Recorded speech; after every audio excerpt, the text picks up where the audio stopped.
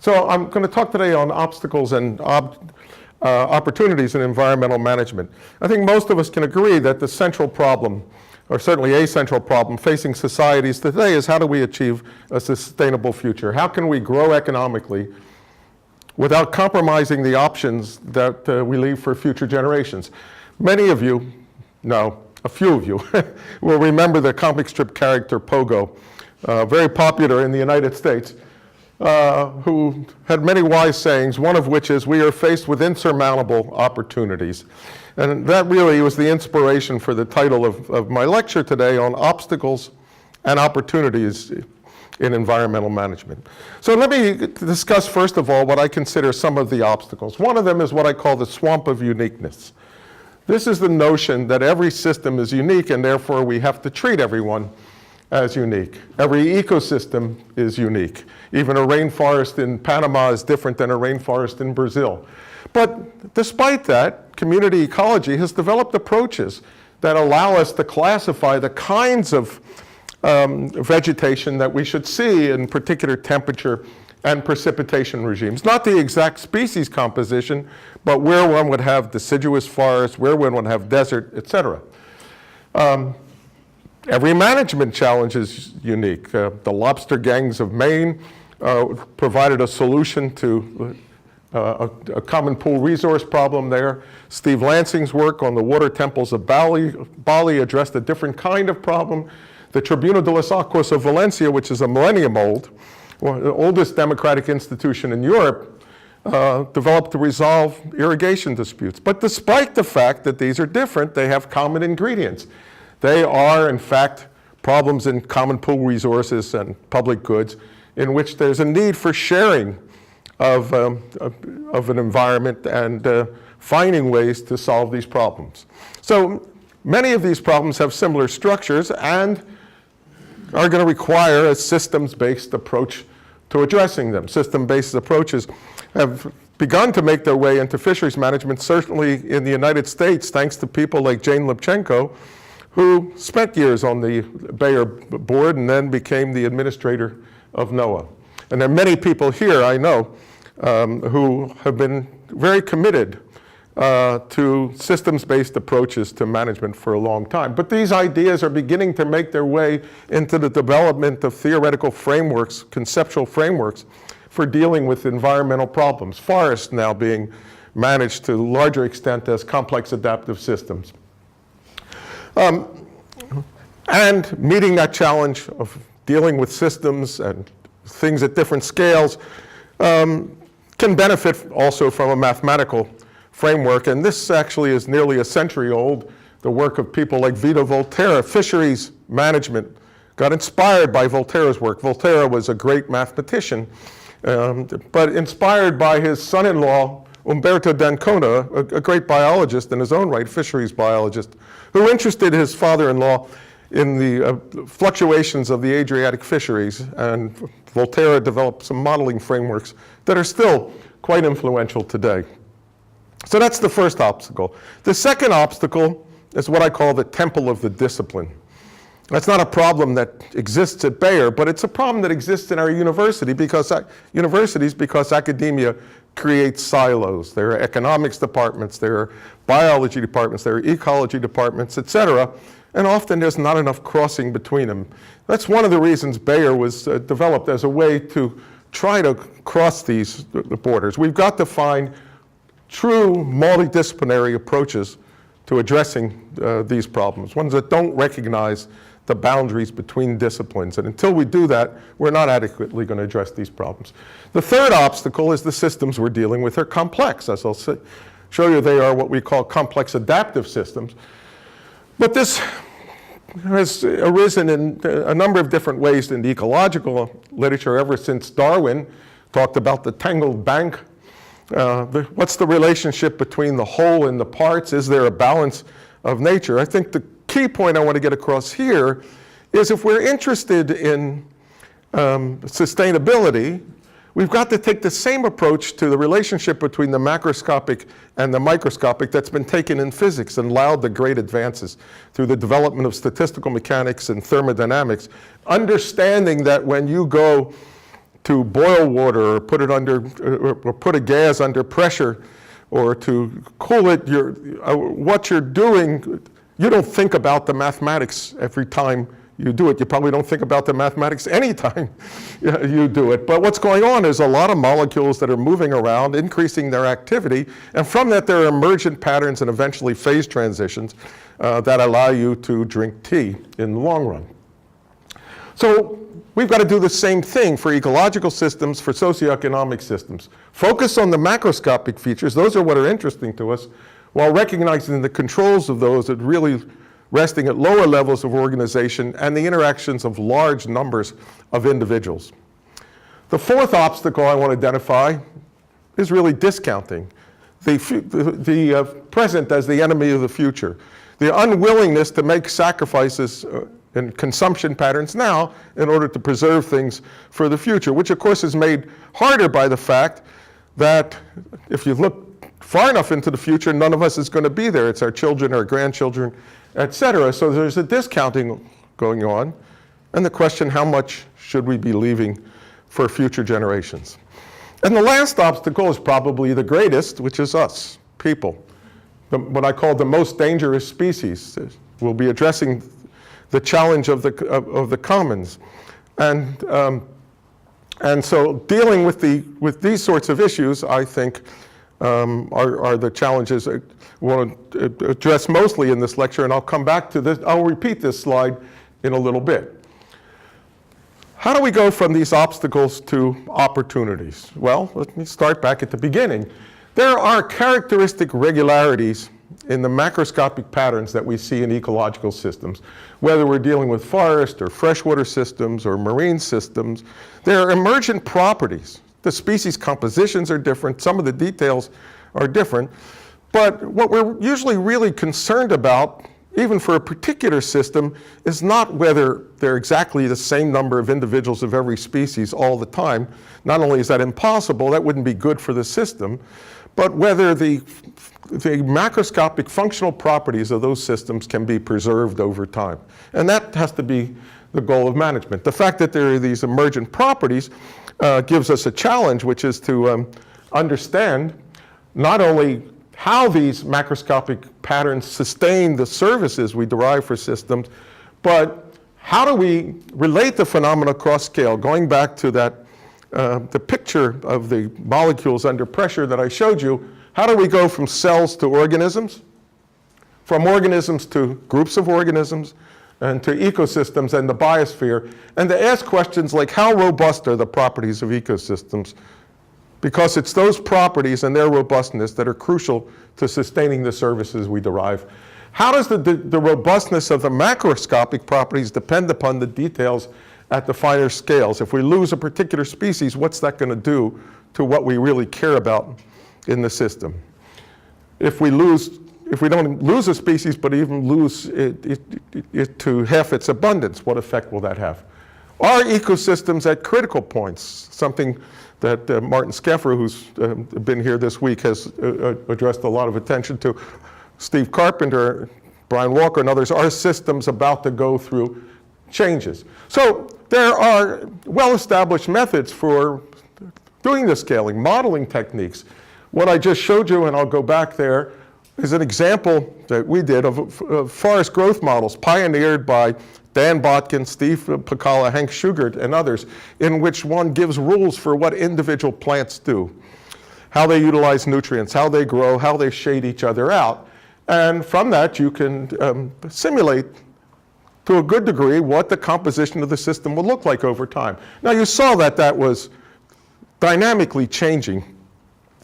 So one doesn't expect to predict what's going to be at every spot. One has to be concerned with the statistical properties. That's part of what's involved in scaling, understanding what the emergent and robust properties are. Vegetation models of that sort have been used not just at the local scale, but much more broadly in explaining global patterns linked in with global circulation models. Nobody's trying to predict exactly species abundance.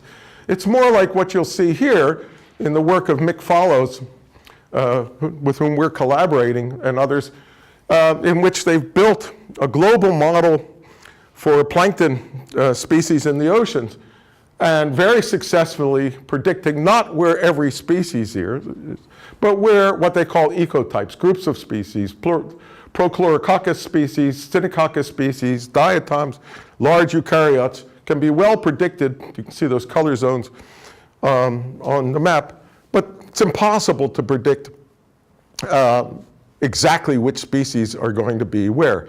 And that's not the goal. One wants to understand whether the functional properties of these systems are being sustained.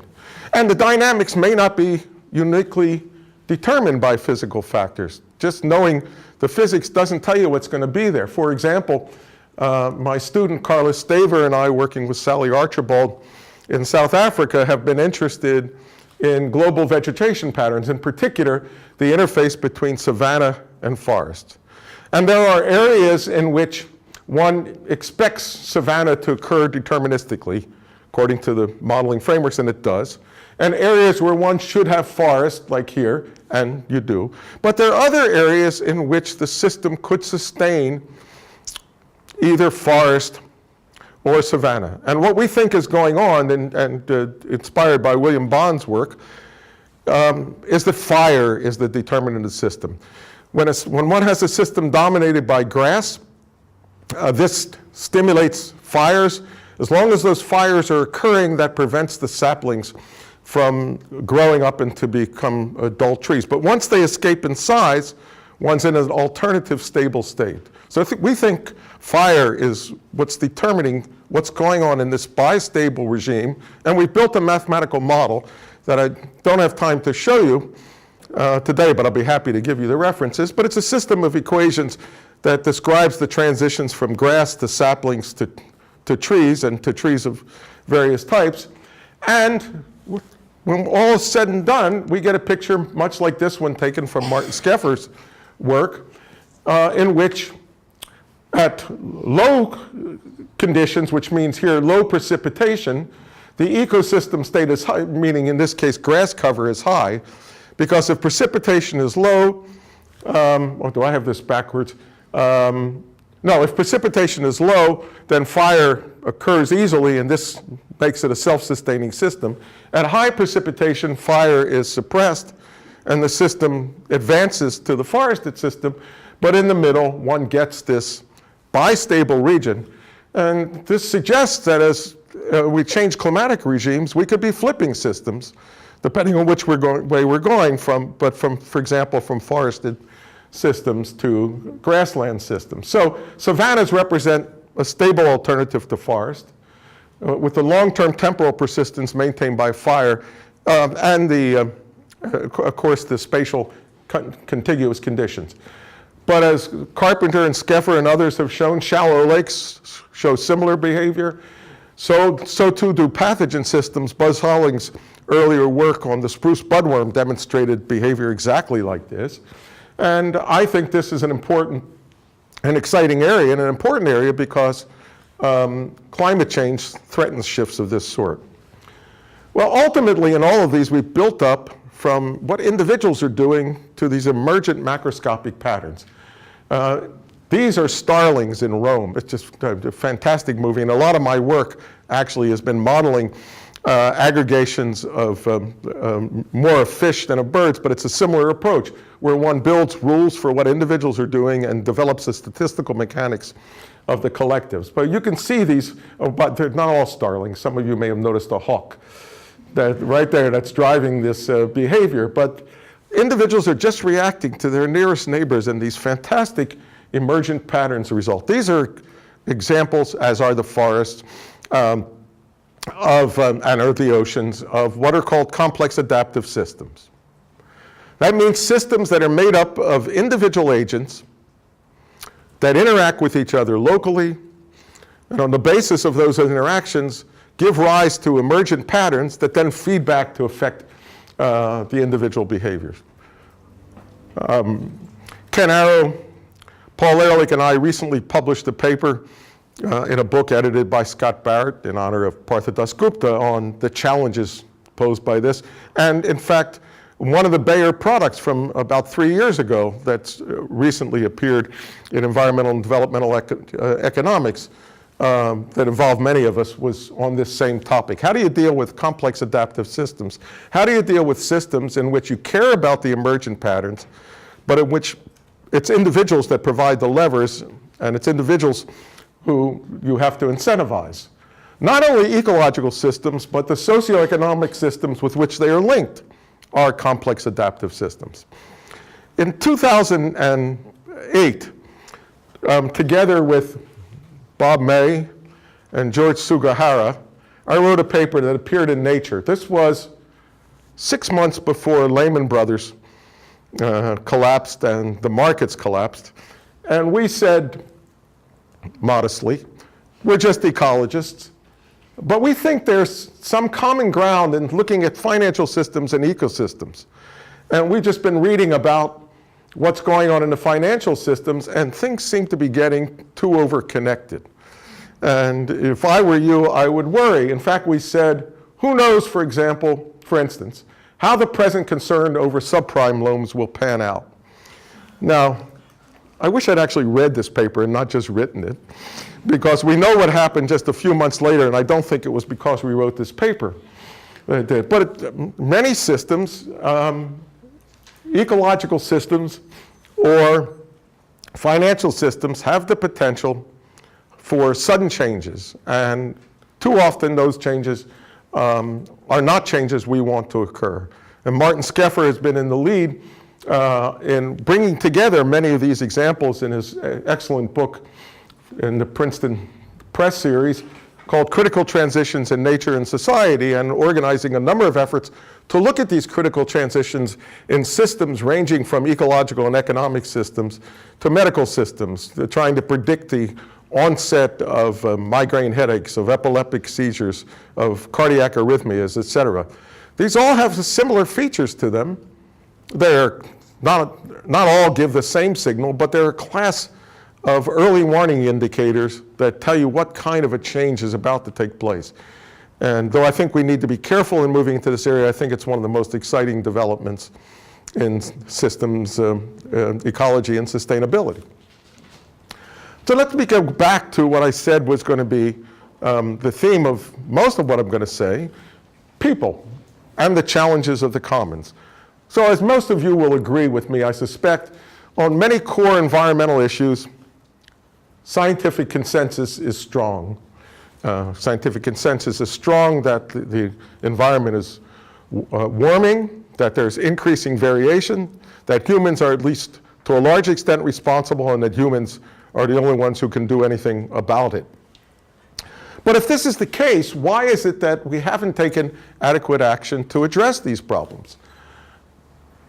I claim that the primary solutions, limitations are not scientific knowledge, and by scientific knowledge here I mean the biology and the physics and the chemistry. It's not that we don't know what's happening and what's the cause, but it's been rather the willingness of peoples and governments to commit to the common good and to deal with these public goods problems. How do we cooperate in finding solutions that will benefit everyone? That's really been the focus of the meeting I've been attending at Bayer the last several days. The central issues are issues of behavior and culture. Paul Ehrlich, who's been here with us, has taken the lead in developing something which he calls the MOB, that means the Millennium Assessment of Human Behavior, because he also agrees that this is the central issue. How do we deal with intergenerational and intra-generational equity? How do we deal with public goods and common pool resource problems? How do we get cooperation in the commons? What's the role of social norms and institutions, which is the specific focus of the meeting I've just attended? Foot binding was prevalent in China for millennia, very stable, very robust, and then suddenly over a very short period of time disappeared. It's a social norm. It's a practice that's enforced, that if you deviate from it, you're penalized. Why do social norms, how do they develop? How are they maintained? And why do they suddenly change? And can we use this information to sustain norms that society finds attractive, and to change norms in directions that are in the common good? Now, I realize the difficulties of deciding what those changes will be, and democratic processes have to decide that. But we have to understand what the role of the social environment is in what we do, in our consumption patterns and our smoking patterns and attitudes towards gender ecology, gender equality. Gender ecology is a new field. Gender equality and racial equality, et cetera. What's the role of leadership in these changes and in the ways we develop new consensus? So, first of all, I thought it was interesting. I saw this study that came out of the RFF on varying attitudes towards climate change, which, that's a little challenging, which, have I screwed anything up here? I probably have. Huh?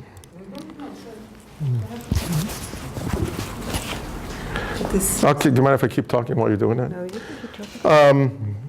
Which governs people's attitudes towards climate change. In the period leading up to 2007, there seemed to be a gradual shift towards recognition that climate change was a problem, that humans were responsible, we needed to address it. But then came the financial crash in 2007, 2008, and people suddenly started to say, well, we'll worry about that later. Right now, we've got to worry about getting the economy back on track. So what this study shows is, I hope you can see this. In fact, I hope you can see it better than I can see it. This is a comparison between attitudes in the United States, in China, and in Sweden. And the first one here is what percentage of the people believe that the temperature has not increased, is not increasing globally. The US, from my viewpoint, is the worst. 24% of the people thought it was not a problem.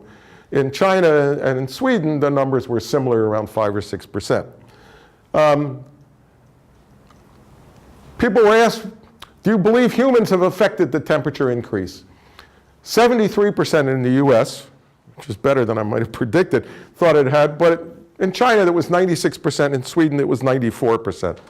So there's very much of a cultural environment that affects these attitudes. Most importantly, should we prioritize environmental improvements even if this costs jobs? 77% of the people in China thought we should. 62% of the people in Sweden thought we should. Only 40% of the people in the US felt that this was important. So how you change these attitudes is open to debate, but you can see that there are huge cultural and social differences. The reasons are in part because we discount. We discount the future. It's a picture of me my wife took not too long ago. I know what I should not eat, but I figure I'll worry about that tomorrow. So we discount the future, and that, of course, is key to what one believes about the importance of doing something about climate change. The Stern report, one of the most influential studies, assumed a certain discount rate for the future. What discount rate one should use is highly debated among economists and should be debated among ethicists as well. I won't go into that now, but whether you accept the conclusions of this report or not, which argued for the change, that we needed to do something, depended on whether you accepted the discount rate that Stern used. We also discount the interests of others. This is not happening yet, but it's one of the things I fear most. Flying from New York to Stockholm while that's me, while somebody next to me is talking on their cell phone. Many airlines are considering allowing cell phone uses. So we discount the interests of others. Intergenerational equity is only part of the problem. We also need to consider intra-generational equity. We see these areas, for example, in Sao Paulo, very rich areas, right next to very poor areas. And if we look at data on inequity in the distribution of wealth, you've seen other graphs of this sort. This happens to be from the United States, going from 1962 to 2004. This is the ratio of the wealthiest 1% to the median wealth in the US. And it's gone from about 125 to 1, which is grotesque by itself, up to nearly double that. Well, 50% more anyway. But it's gone up much more since that. A lot of inequity increasing. And moreover, we live in a global commons. in which individual agents act in their own self-interest largely, and the social costs are not adequately accounted for. So the challenge is, how do we achieve cooperation in dealing with these things at the global level? The problem, of course, are free riders, individuals who are going to benefit from the actions of others and aren't willing to pay the price. And we see this in everything from vaccination strategies to environmental practices. For public goods, this is often called the tragedy of the commons, and the idea of the commons was introduced by William Forster Lloyd almost 2 centuries ago. The idea that there were common grounds that were shared in which individuals didn't have enough of an incentive on their own to preserve them, but there was obviously a public interest in dealing with them.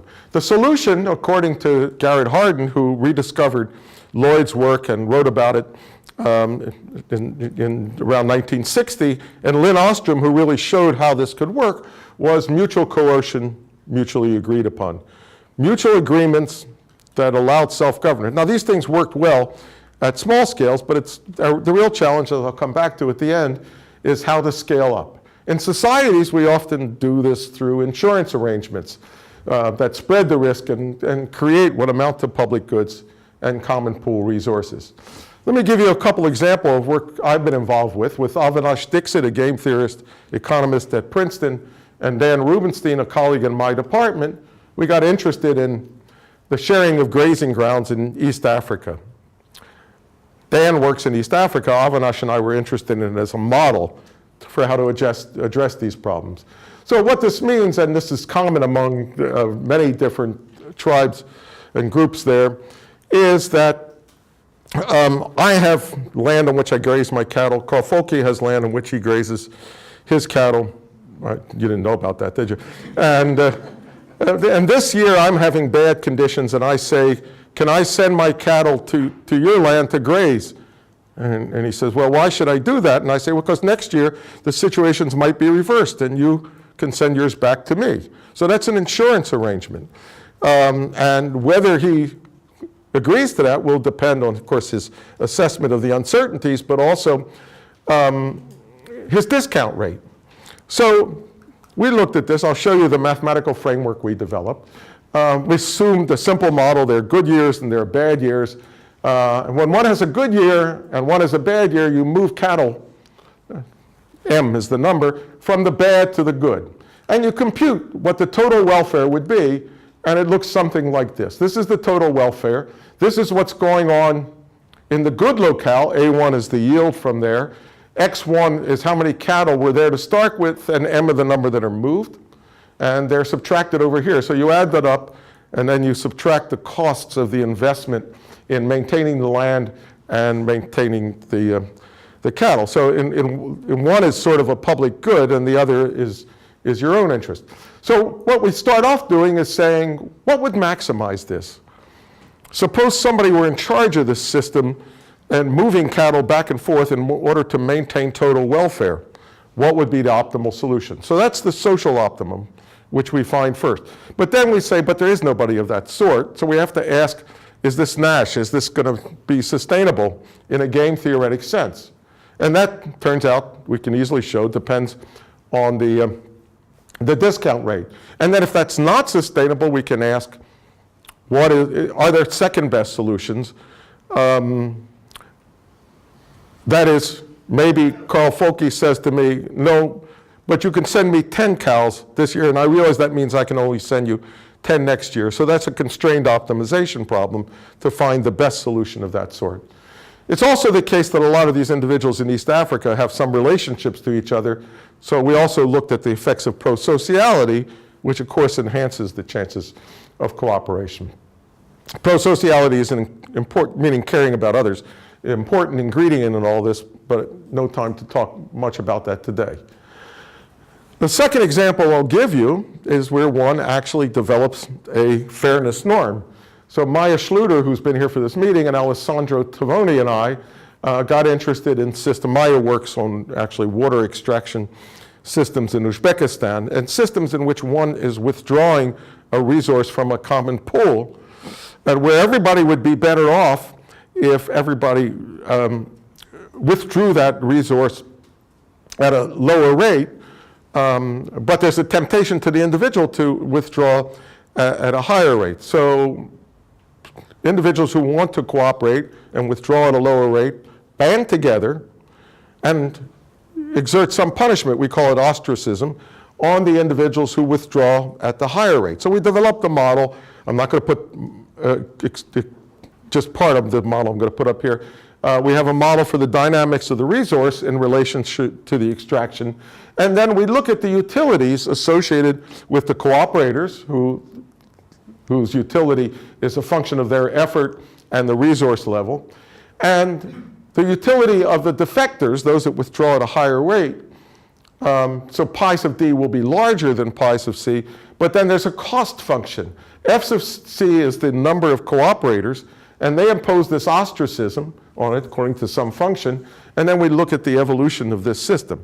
And what we find is quite interesting, maybe not surprising. First of all, the key parameters and variables on here are just two. Mu is the effort multiplier, how much more the defectors take out than the cooperators. If defectors take out 3 or 4 times as much, then mu is 3 or 4. And secondly, what the frequency of cooperators are. And I just need to put this up so you can understand the next figure. What we find is if the frequency of cooperators is here and the selfishness level is here, then depending on that level, in general, there may be 2 possible equilibriums, one in which cooperation doesn't work, and the other in which once one gets above a threshold number of cooperators, you move to this mixed equilibrium in which there are enough cooperators to allow the resource to be sustained longer. So this is something that occurs in many problems in which one has to get a sufficient number of individuals cooperating in order to make this work. And a lot of international agreements depend on getting a critical number of cooperators. The challenge is, can you build on that to get 100%, and do you need that? See, I'm interested in these examples. I think they're interesting in their own right, but I think they more broadly become models for addressing international cooperation. Can we learn from cooperation, even the cooperation in these bird flocks and the interactions, the dynamics of collective phenomena as individuals move and influence each other, to try to, and how collective decision making is made in nature. Public good problems are widespread in socioeconomic and ecological systems, ranging from the commons grounds that we've been talking about to termite mounds, which are cooperative, highly cooperative assemblages. You can think of tumors as breakdowns of the commons. The tumor cells begin to grow and damage the host organism. But you can also recognize that the tumor itself requires cooperation because the tumor cells are producing extracellular products, cytokines, things of that sort, which are crucial to the development of the tumor. So I began working with an oncologist, David Dingley, and with George Pacheco in Portugal in the hopes that we can find ways. Dingley is an experimentalist, and he feels he can develop cheater cells which won't produce the cytokines, which won't produce the compounds that the tumor needs, as a way to interfere with the development of tumors. That would be obviously very exciting. Even bacteria cooperate. That's why you all go to the dentist. I hope all of you go to the dentist, because you develop plaque on your teeth that are the products of hundreds of species of bacteria that cooperate, producing extracellular polymers that are public goods that allow these to develop. What can we learn from nature, like these leafcutter ants that are cooperating to build something? Altruism was a puzzle for Charles Darwin. It really worried him. It delayed the publication of The Origin of Species for about 20 years. He couldn't understand why individuals would give up their own fitness to help the queen, and he never did understand that completely. Considerable debate remains on this topic. Certainly close genetic relationship facilitates it. J.B.S. Haldane is famous for having said, "I would jump in the river for 2 siblings or 8 cousins." thinking about the genetic relatedness and how many genes he shared. He only, as far as I know, he only had one sister, so he never did this, actually, but he said he would. And Bill Hamilton was famous for his papers that developed the theory of kin selection, particularly for the haplodiploid insects. This has remained a highly debated topic today. How important is close genetic relatedness, and is it genetic relatedness that drives this behavior, or is it this behavior that results in individuals being closely held and therefore having close genetic relatedness? A very controversial paper a few years ago in Nature by Martin Novak, Corinna Ternita, and Ed Wilson led to a firestorm of protest, so this remains a very hotly debated topic. No matter what you believe, however, you've got to believe that genetic relatedness is important. You're more likely to help your kin, but it's not essential, as you can see with these individuals picking things, these oxpeckers picking things off the back of this animal. Reciprocal altruism, you know, we all get involved in that, where you help others because you expect to be helped reciprocally. What's the role of leadership and collective decision-making in general? With Ian Cousin, a former postdoc of mine, now colleague, at least for a while, he'll be my colleague. He's going off to head off a Max Planck Institute. And he'll still be my colleague, of course. Began looking at this question 9 years ago in a paper we published in Nature, and we published a series of papers since and lots of mathematical analyses of these. But Ian does experiments with fish, and very carefully controlled experiments, and the role of leadership, training them to particular targets, for example, and only training a few individuals and watching how others will follow. So we developed a simulation model in which individuals are allowed, are moving in a particular direction. That's their velocity there. And they change the directions they're moving at various points in time in relationship both to G, which means where they think they ought to be going, and D, what their neighbors are doing. Either they swim towards or away from their neighbors, or they align themselves with their neighbors. And we could vary this because it was an agent-based model, an individual-based model. So every individual has different rules. Some of them pay no attention to other individuals. We call them the politicians. And some of them only are followers. So for example, in the first video I'll show you here, and I couldn't have showed you if I had to do it on the other projector, there are 100 individuals. 99 of them are green. That means they're pure followers. And one of them is a white dot there, which is trying to go up here, but can't convince anybody to go along. And it's not a pure leader, so keeps being drawn back into the pile. So you're slowly moving. But if I move it up to 5, I get a very improved situation. I won't show you that, but I'll show you 10. With 10 informed individuals, the group moves rather dramatically to the front. They all want to go the same direction here, but what this shows us is that animal groups can be led by a very small number of individuals. These are groups of different sizes. This is the number of informed individuals, and this is the accuracy. And what you can see is by the time you get up to 5 or 10 individuals, independent of the group size, the group moves rather efficiently up towards the goal. So animal groups can be led by a small number of individuals. So too are human societies. Now, what if not everybody wants to go to the same direction? How do you get resolution? Here were 5 individuals who wanted to go north and 5 south. What happens is, and I'll go back to show you that again, for a while they just split the difference, but at some point there's some sort of bifurcation. Either the group's got to go north or south, or it's got to split. In fact, in some cases, they actually vacillate back and forth, but I can explain that to you later. So this opens up a whole class of problems, is how do we deal with competing preferences in society? There's a whole branch of mathematics and economics on voting theory, et cetera. Well, one thing we found, though, and we have developed this a lot in later models, is the unopinionated individuals in that group. And we later extended this to models of human decision-making. The unopinionated individuals are crucial to the nature of consensus. Without them, the group would be likely to split apart, would have a hard time making a decision, and furthermore, minority views that were sufficiently strongly held would dominate. Whereas, as you increase the number of uninformed individuals, they provide a glue and a momentum that causes the majority opinion to dominate. So, let me give you some concluding comments. I think the greatest need in this interface is to build bridges from science and management to the social sciences, to understand human decisions, and especially the roles of leadership and collective opinion. Ecological systems and socioeconomic systems alike are complex adaptive systems made up of individual agents with emergent patterns.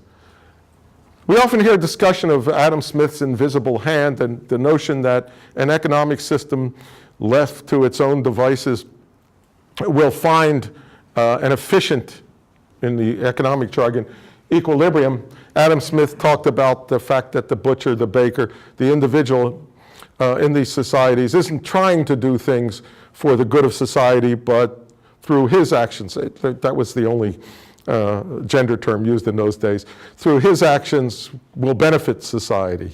But Adam Smith, and this part is often not cited, also warned about the problems of selfishness and greed and how this could lead to problems. The invisible hand doesn't protect society. If we didn't know that before, we found that out in 2008. And therefore, and these lessons are magnified for ecological and environmental systems. We hear a lot of discussion about Gaia and how ecological systems and the biosphere self-organize for the benefit of the organisms that live in it. That's a misguided viewpoint. Systems will reach some equilibrium, but they may not be ones that we like. They may not be ones that that include us. The complex adaptive system perspective means that in both cases, management's going to require some balance between free market and regulation. And finding that balance, I think, is the great challenge. We're going to need new institutions, and they're going to have to be flexible and adapted because these are complex systems. And I think, and there's still some debate on this, that Lynn Ostrom and Vincent Ostrom's idea about polycentric approaches, namely you start small, you start locally, you build up cooperative nexuses, whatever, and this will allow modular steps to global cooperation. So I think this is an exciting area. Can cooperation be extended to the global level? Well, one of the things we learn, unfortunately, from the history of ecological interactions and social interactions is that we get cooperation, but it's often within groups for the benefit of conflict with other groups. My colleague at Princeton, Anthony Appiah, talks about the other and how societies that have historically been in close contact often have the most conflict between them. We've got to recognize that, going back to Pogo, which is where I started this lecture, in the global commons there is no other. Pogo says, son, we have met the enemy and he is us. And so just like in the movie Independence Day, if we're going to understand how to achieve international cooperation, we've got to recognize that there is a common enemy, but it's environmental degradation and not others. And we've got to achieve that cooperation if we're going to achieve a sustainable future for our children and our grandchildren. Thank you very much.